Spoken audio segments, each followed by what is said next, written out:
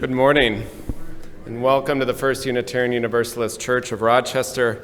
Ours is a church of open minds and loving hearts, celebrating many sources of wisdom, many spiritual paths, and many identities.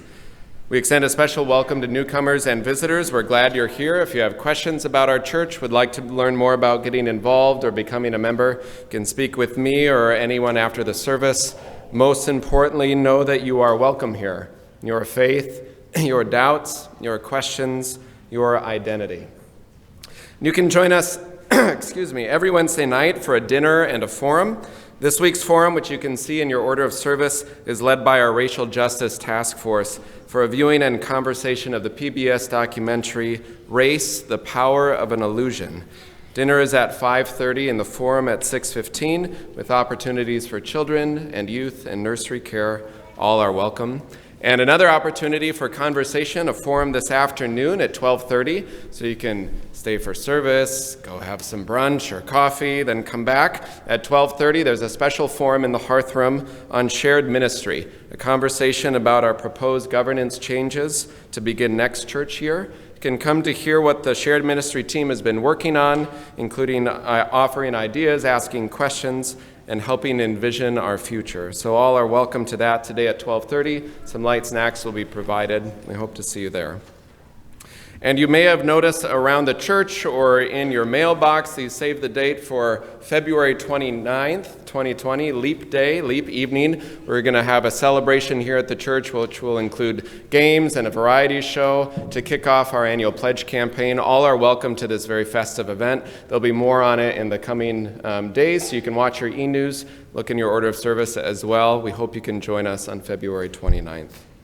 And you'll notice some progress here on our ramp for the chancel, a project to make our chancel accessible to all. We're grateful for the work and for all those who helped make it a reality. It's an expression of our values of inclusion. So you'll see it, hopefully, taking final shape in the next week or so. After service, we invite you to join us for refreshments and conversation down in the Commons. Each week, Reverend Luke sends out a welcoming note to the worship associates, and it says, "Thank you for leading worship this Sunday." Well, it's my pleasure to lead worship on a Sunday. It's one of the few things that I can do as a member of the church to show my commitment and support. And I'm especially delighted because on Martin Luther King Sunday, I had to take a test, a medical test for a heart condition, and I wasn't able to attend any of the activities. And I was very pleased to know that many of you came out and participated, and you kind of covered for me, and I really appreciate that. And I also know that many of you have sent me cards and so forth, and I really want you to know I appreciate those things as well. They mean a great deal to me. Now, I know that race is a social construction. And it affects me more than it does you as a white person. And Reverend Luke talked about this Wednesday night, we'll have a session on race, the power of an illusion. And I would encourage you to come and we'll start the dialogue, but we're going to have some sessions after that. And I'd like to be sure that you participate and at least have the information and do know that race is an illusion. And we've created a lot of systems around it, and why. So,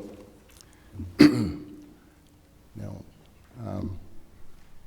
I want you to be able to ask some questions and see some information, so I'll just plug that. And I'll say resilience is our theme for the month.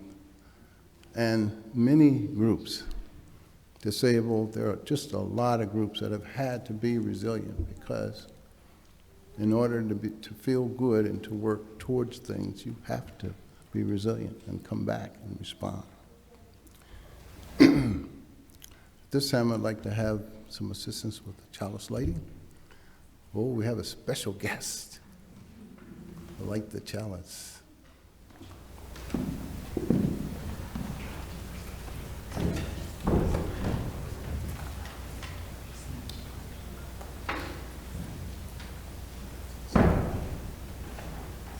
going to be an interesting task.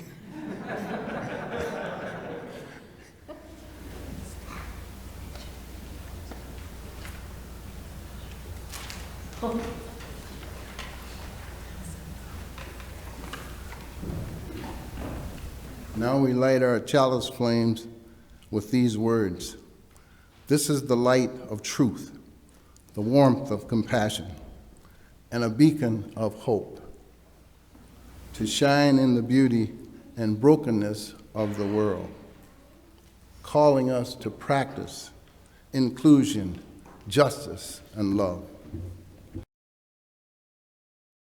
Our first reading is an excerpt from A Step Along the Way by Bishop Ken Eutner in honor of activist Archbishop Oscar Romero, who died while presiding over Mass in 1980 in El Salvador. It helps now and then to step back and take a long view. The kingdom is not beyond our efforts. It's even beyond our vision. We accomplish in our lifetime only a tiny fraction of the magnificent enterprise that is God's work. Nothing we do is complete, which in a way of saying that the kingdom always lies beyond us. No statement says all that can be said. No prayer fully expresses our faith. No confession brings perfection. No pastoral visit brings wholeness. No program accomplishes the church's mission. No set of goals and objectives includes everything. This is what we are about. We plant the seeds that one day will grow. We water seeds already planted, knowing that they hold a future. They hold future promise. We lay foundations that will need further development. We provide yeast that produces far beyond our capacities. We cannot do everything, and there is a sense of liberation in realizing that. This enables us to do something and to do it very well. It may be incomplete, but it is a beginning, a step along the way. We are workers, not master plumbers, not master builders, not ministers, not messiahs. We are prophets of our future, of a future not our own. First reading. The second reading is Imagine the Angel of Bread by Martin Espada. This is a year that squatters evict landlords, gazing like generals from the rail of the roof deck, or levitating hands in praise of steam in the shower. This is a year that shod refugees deport judges who stare at the floor and their swollen feet as files are stamped with their destination. This is the year that police revolvers, stove hot, blister the fingers of raging cops, and nightsticks splinter in their palms. This is the year that dark-skinned men lynched a century ago return to sip coffee quietly with apologizing descendants of their executors. This is the year that those who swam the borders undertow and shiver in boxcars are greeted with trumpets and drums at the first railroad crossing on the other side. This is the year that food stamps of adolescents' mothers are auctioned like gold doubloons. If the shutdown of extermination camps began as an imagination of a land without barbed wire or the crematorium, then this is the year. If every rebellion begins with the idea that conquerors on horseback are not many-legged gods, that they too drown if plunged in a river, then this is the year. So may every humiliated mouth, teeth like desecrated headstones, fill with the angels of bread. We are not messiahs, says the poet. That's a good reminder these days. As one Unitarian Universalist says, we religious liberals have a lot of beliefs about what to believe in or not believe in, about a God, whether there is one or not, what God might be or certainly isn't. But one thing's clear, they say, whatever a God may or may not be, it's pretty good to not equate that God with me, or to think I'm it, or at least not me alone. This reminder that George read to us, that Bishop Untner wrote, comes with a sense of liberation, a sense of freedom, to think that you don't have to save everything. But it can also be devastating to think or to relinquish the idea or the hope or the dream that there are some things you can save. The idea that we can swoop in and fix it all the things we want to fix in this world. You read the news and you watch the debates, you're wondering what we're not paying attention to or what we're not being told, the erasure of certain stories or atrocities that aren't spoken, the erasure of candidates right in front of us, and we fear, I think, insignificance. We fear sometimes our inability, our ineptness to correct all the wrongs, to heal all the wounds, to bridge all the gaps, to make everything seem okay. There seems to be so little clarity some days, so little clarity on what path to take forward, so little clarity on how to focus our time and our energy, where to put our resources. It's a good thing to remember, though, that there isn't just one fix, one way, one magic thing like a silver bullet to fix this world or our lives. But it takes us all, and it takes all the things that we're able to do to add to the cumulative effect of justice and love. All the ways of infusing love and hope in the world that we can imagine, the big actions, the small deeds rooted in kindness and in hope. Earlier this winter, which seems like it was 40 or 50 years ago now, but really just a few weeks, some of us were leaving church here on a Wednesday night, well after dark and deep cold, looking toward downtown through a winter haze, and there was a huge stream of light into the sky, shooting up. I assumed it was some spotlight for some event downtown, but as I was heading home, I kind of noticed more and more of these little streams of light going into the sky, what seemed like little spotlights all over the place. By the time I got home, I thought, why is there a little spotlight coming from my neighbor Debbie's porch light? Is she having like a mini rock concert in there? Or what's going on? So I quickly called up every deity I could remember from theological school, prayed to them all in case this was the end times. But really, it was beautiful when I looked. It wasn't terrifying. And I remembered seeing these before, and I finally recalled what these were from a farm field where I had seen them before. And maybe you've seen these before. They're called light pillars. It's this beautiful, beautiful phenomenon that happens when ice crystals in the atmosphere on cold winter nights above any little source of light seem to shoot up into the sky. The light reflects up into the atmosphere. Maybe that's what beauty is.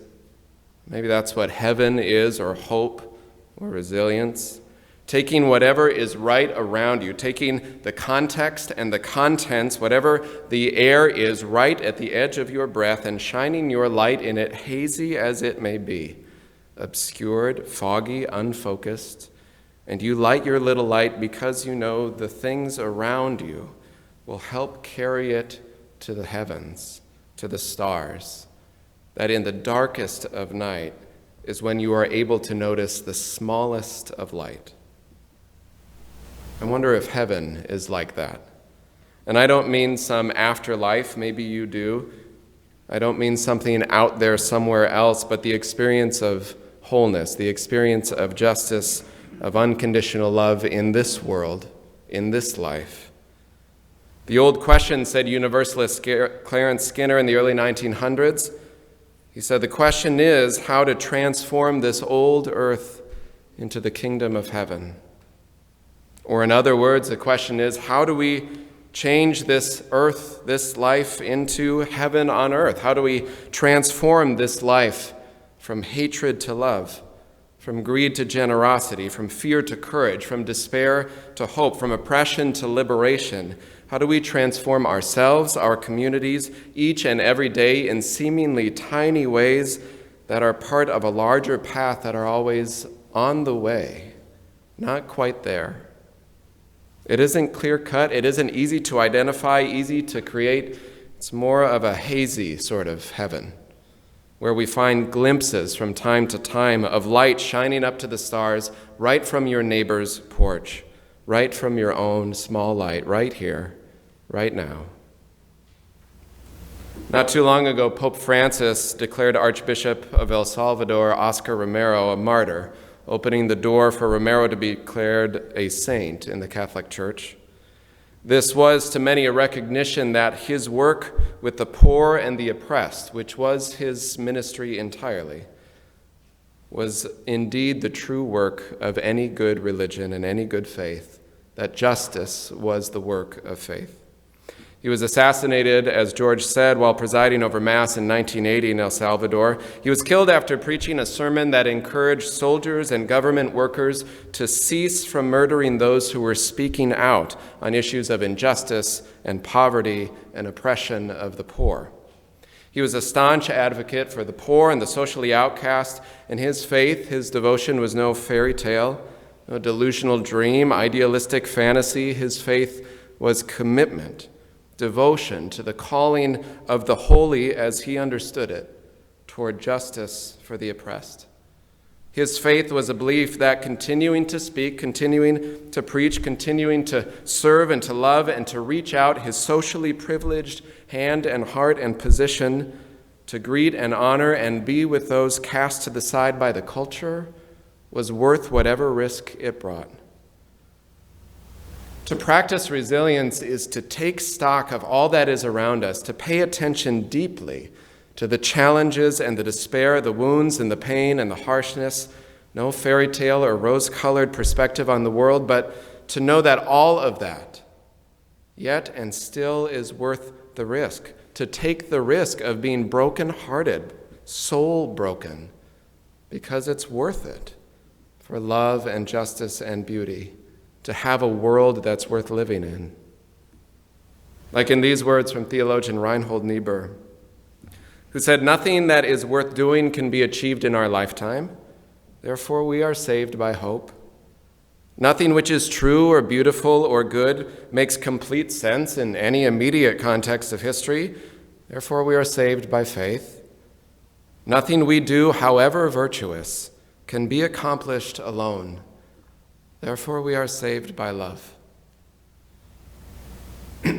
Archbishop Romero and Rosa Parks, Alicia Garza, Greta Thunberg, and 1,000 other unsung, unknown, unexpected activists and agitators, those who Bayard Rustin called angelic troublemakers, have forged ahead despite the odds over and over again through generations, and have taken the perspective that, yes, this is hard work. It takes patience and persistence, and it takes a long, long view of things. But it's worth the risk, because this work is what makes the world a living, breathing, changing, sometimes slow as cold molasses place where love and justice do keep moving forward a bit, or at least refuse to take a seat.